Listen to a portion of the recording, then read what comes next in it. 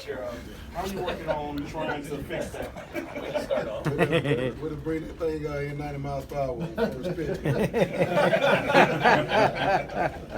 But you're exactly right. Taking over defense that wasn't very good, especially toward the end of the season last year, is one of a tough task to deal with. But when you got a good group of coaches, like Coach Sass said, we hired some good guys on the defense side of football. That's going to help us get to where we need to get to for sure. And limit explosive plays and limiting points on the board, and just playing together. One thing we saw last year, those guys, they stopped playing for each other. Stopped giving effort, and that's one of our pillars: attitude and effort. And if we're able to do that on defense and play really, really hard, that eliminates a lot of mistakes that happen, throughout each and every play.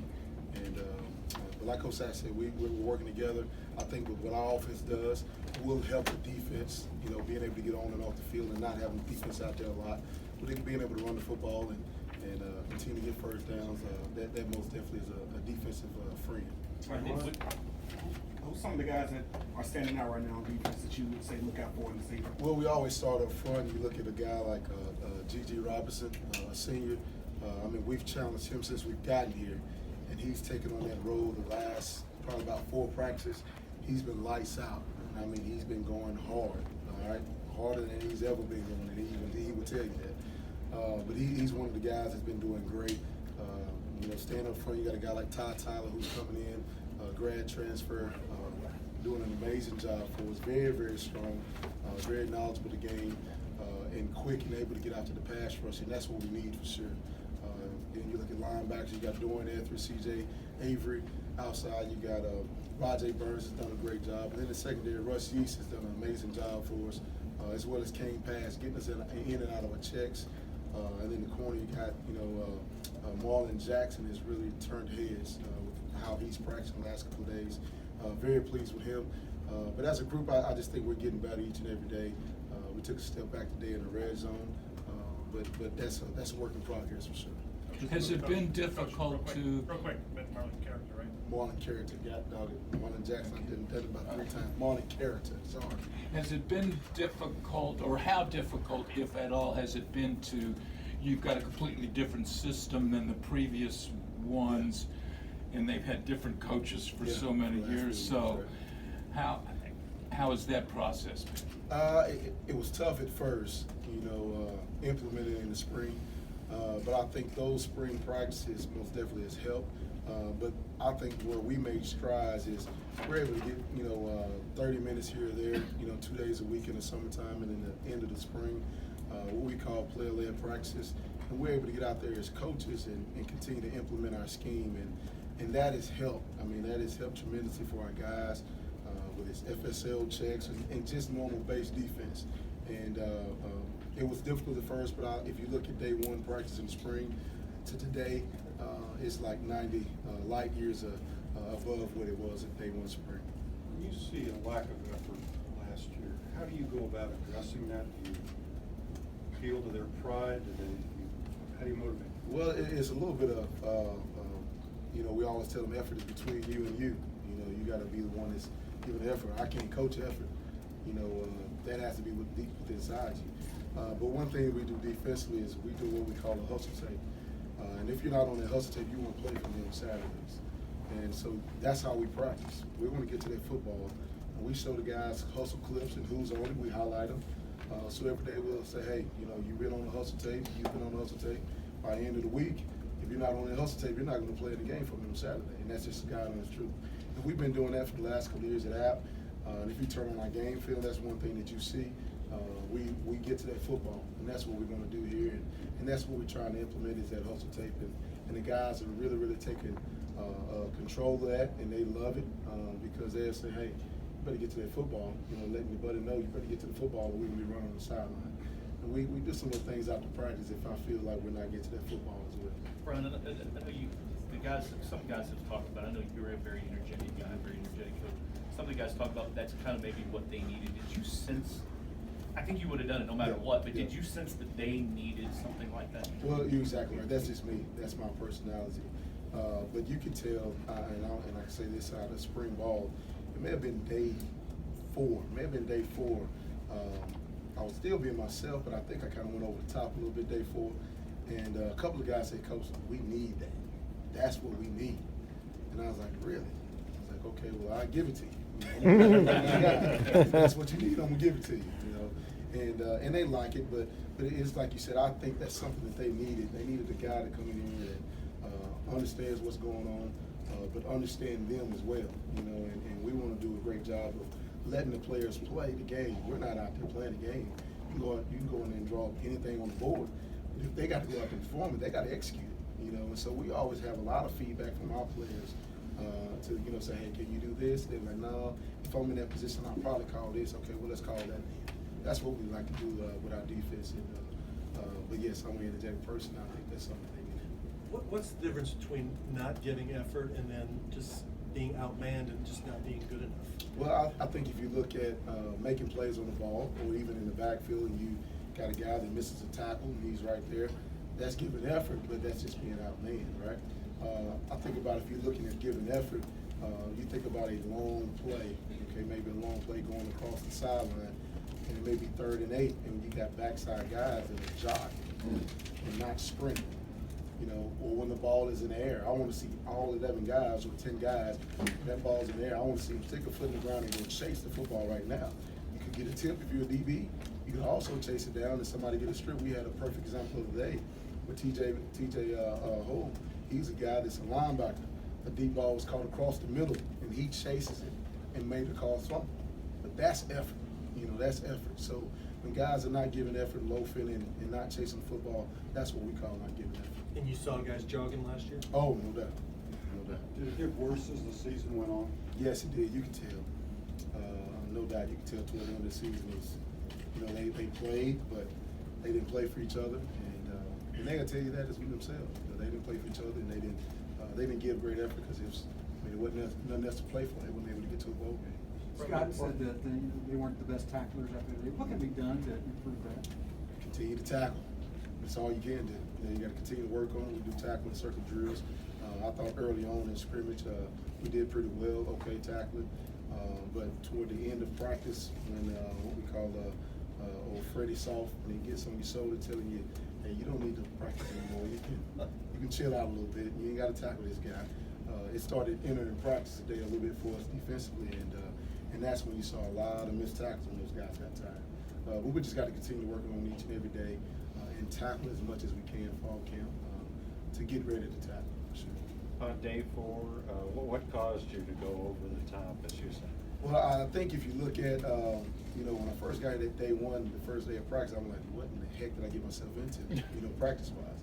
But then when you go day 3, you saw some strides, and I was like, look, maybe it's me. Maybe I need to do something to help get these guys over the top and give a little bit more effort. And but I think that's what it was, just me seeing the guys maybe need just a little extra push to play with passion.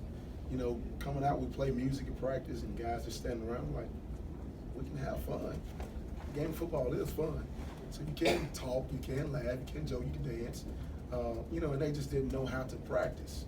They had no clue how to actually practice the game of football the right way. And it's not one-sided. It's not just an offensive, period where I can't go for a football if I'm a DB, or I can't throw up a running back if I'm a linebacker. That's not the game of football. You just don't run by a guy. You tag them off, or you throw them up when you got pass on them. And they just didn't know that. And that was our way of teaching them, hey, this is how you practice the game of football. Have fun and play the game. Make plays on the ball. And I think I just need to go over there just a little bit. What does it take to get on the hustle team? What does it take? Great effort. Great effort. So our coaches, we do a great job of looking at it and say, hey, here's an effort play on such and such. All right, circle him.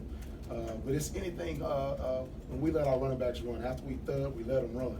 And I want our guys continue to chase and tag them off and then jog it back. When the quarterback's running, throwing the football, you got a D lineman that's chasing or somebody blitzing. As soon as that ball is thrown, I want to see you stick a foot in the ground and you go chase the football.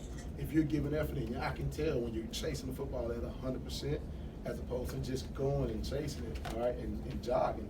That's the difference. You can tell when guys, all right, start out slow and they speed up. That's still a loaf because they started out jogging. But if you're sprinting the whole time and you keep that same pace, you maintain that same pace, that's great effort. In a good week, how long is the hustle take? How many plays? How many players? How many plays would be on it? Oh man, sometimes you have like the other day. I mean, it was great. It was probably the best hustle clip that we've had since I've been here. We had 10 guys on the hustle tape on one play, and so it depends on how many guys get on it on one play. But we've had, I mean, yesterday I think we maybe had about 20 clips, maybe 18, 20 clips. But throughout the week we may watch it. If it's too long and everybody made it, I just call out the names and they know who made it, so we can go ahead and get to where we got to get to. So now the point has been made. You better get your butt on the hustle tape when you're not gonna play. Coach was talking a little bit about how there was a gap between first string and second string. What are you seeing out there, and are you getting a chance to really develop some of those second stringers, or are you focused right now on getting first stringers the reps and so forth? No, you most definitely have to develop a second string for sure, because if one of those first guys get hurt, that second guy, he's in there, right? So you got to continue to develop those guys for sure. But you do see a little gap, you do, and some of it is not just necessarily talent-wise. I think some of that is just mental aspect of it. You got a couple of guys that we're not here in the spring that are in that too deep right now that still don't know the scheme, like the back of their hand. We're continuing to develop them. That's why they're getting so many reps like they did today. And, when those guys want a little extra meeting time, we give them a little extra meeting time. But we got to continue to just give them reps. Those guys need reps. You can get up there on the board all day long you want to. Get up there and give them a sheet of paper. But when you put them in the fire, that's the most important thing that matters to us defensively, is developing those guys, getting reps. Bryan, obviously you're a defensive coordinator, but was there anybody on the offensive side of the ball that stood out to you today? Oh man, I mean, you look at, I think the offensive line did a good job, especially in the red zone. All right, and that's kind of what we call fourth quarter. Those guys did a really good job of pushing the pile and creating running lanes for those backs. And I thought they did a really good job. And of course, you don't think of receiver-wise. You think about, Tutu. I mean, who's going to cover the kid? I mean, the sucker's quick as all get out, He does a really good job getting open. And I think our tight ends have done a really good job this fall camp of blocking as well as leaking out on passes and catching some footballs. But the number one person I think would probably be Puma. He's getting better, each and every day with decision making. Throws may not be there at times, but the decision, he's going in the right spot, and that's the most important thing for a team. You got to have a quarterback that can limit his mistakes and take care of the football, and just make sure he keeps offense on the sticks. Ron, for you, a guy like Monty, what can he do in your defense? It seems that he got him in a lot of plays last year. Monty Cabana? Yeah. Okay. Yes, he's a guy that's would be an end for us, and with his quickness, his quick twitch, that's perfect for what we do defensively. And I think he's doing a good job of that as well. He got to make sure he stays in the gap. I think those guys still want to revert back to some of the things they did last year and two-gap in, and we're not a two-gap scheme. You got to get in your gap and get in there and stay in there. So he's trying to peek and see ball a little bit, but I think he's doing a better job of understanding that. But he's just really quick, man, and that's what we need up front. On that note, how important is Dorian to getting everybody lined up? Oh, it's very important. Me and Dorian had a little spat today with not getting the call in soon enough, but he understands. And I love that kid to death, man. He came to the sideline, Coach, I'm sorry, I just want to get the call in. But he's very, very important. He's one of the quarterbacks on the defense, and our defense, the quarterbacks are the right linebacker and the strong safety. They got to make all the checks, all the getting everybody lined up, whether it's unbalanced or whether it's FSL.